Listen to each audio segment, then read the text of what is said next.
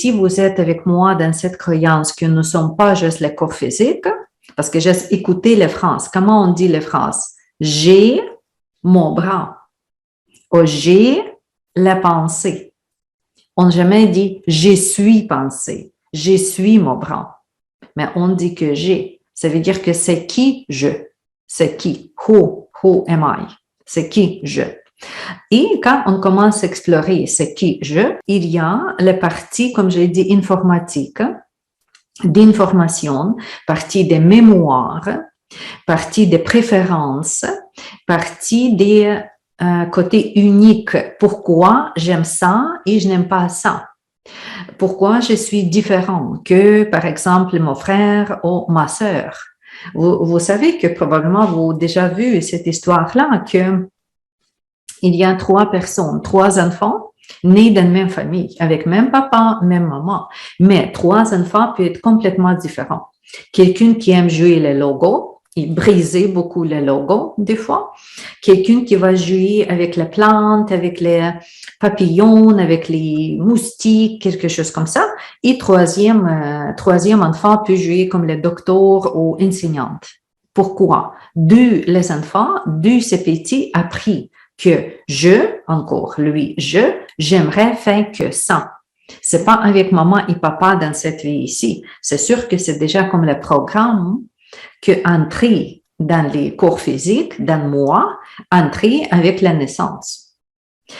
Si c'est entrer avec la naissance, c'est ce caractère que j'ai maintenant. Ça veut dire que ce caractère déjà planifié avant. C'est pas enfant qui développe le caractère. Enfant déjà né avec le caractère, n'est-ce pas? L'enfant déjà né avec la préférence. Quelqu'un qui chante, quelqu'un qui danse. C'est pas nécessairement avec la première moment de marcher, maman lui explore comment danser. Non, mais elle danse. Cet enfant-là. Ça veut dire que ce programme déjà existait pour enfants, déjà existait avant la naissance. Et selon des grands livres, comme je dis, la Bible aussi, les livres de l'amour des Tibétains, des sutras védiques, le texte védique, des livres d'amour des Égyptiennes, et encore la Bible, jusqu'à rédaction particulière. Tous les livres nous disent que nous avons plus qu'une vie. Plus qu'une vie. Et la vie avant, la vie prochaine, la vie maintenant, OK, c'est le même esprit, c'est la même capsule que se promène, vie après vie. Vous êtes capable de toucher les sources d'information, les sources que votre âme, votre esprit. Mais ici, pour le karma, une autre protocole que je vous donne, c'est le protocole que j'ai appris avec Diane Stein. C'est des formatrices autour de plus que 30 livres des États-Unis de Floride. J'ai pris la formation demi-privée avec elle, guidance karmique. Et avec elle, j'ai exploré tout ça. Elle nous donnait comme le protocole, je nomme ça le protocole, mais c'est simplement comme les techniques ou les méthodes, étape après étape. Comme instructrice, je sais comment je dois donner étape après étape, parce que si je vais vous juste demander méditer et il y a les réponses, ok, si c'était tellement facile, tout le monde déjà heureux ici sur la terre. Mais c'est pas encore, nous sommes pas encore là.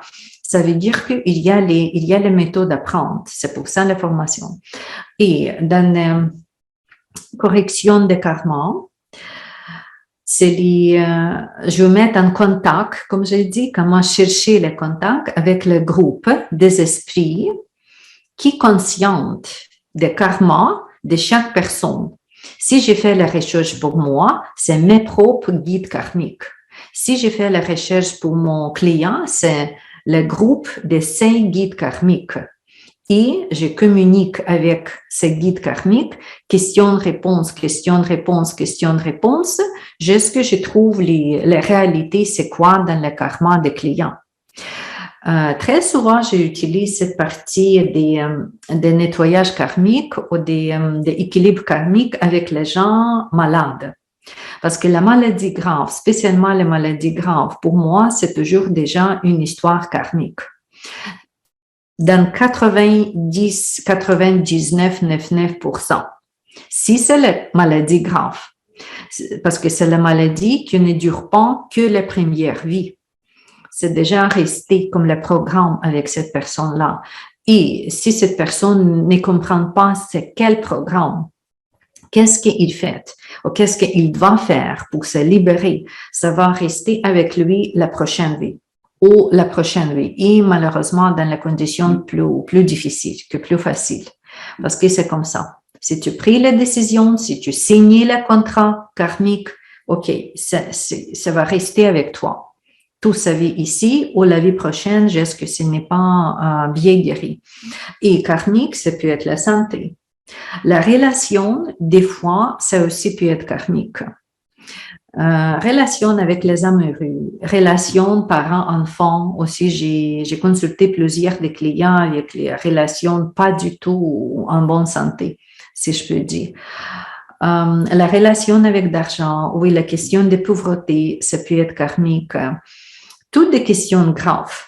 C'est pour ça que j'ai dit quand on reçoit le client, qu'est-ce que vous voulez améliorer? Qu'est-ce que vous voulez explorer? Et dépendamment de ça, je vais commencer la recherche. Aussi la recherche karmique.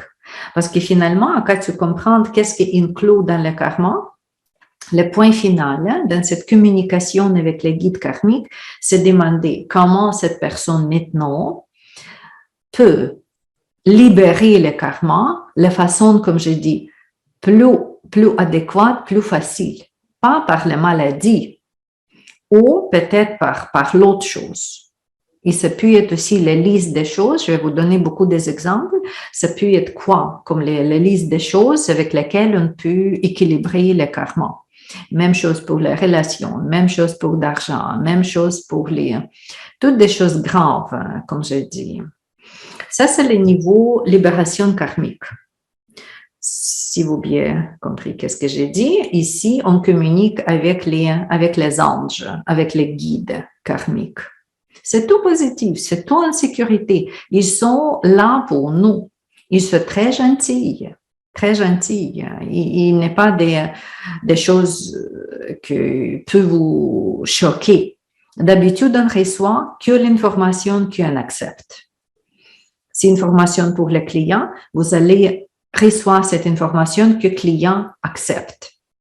Mais comment parler, comment présenter l'information, comment convaincre le client, pas convaincre, mais comment lui donner cette information-là. C'est ça aussi la partie de notre formation. C'est la partie des relations d'aide en réalité.